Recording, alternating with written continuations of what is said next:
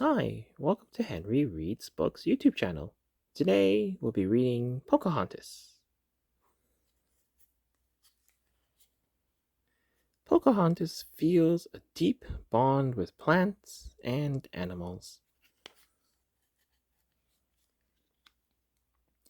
In the forest, Pocahontas finds beauty and adventure around every bend. One day, English settlers arrive. They dig up and chop down the forest. Pocahontas meets a settler named John Smith. She tells him all living things are connected,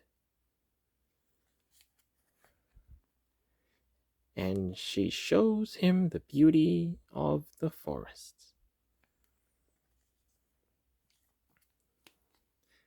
Thank you very much for joining me today and reading Pocahontas. If you liked this video, please like and subscribe, and I'll see you in the next one. Bye for now.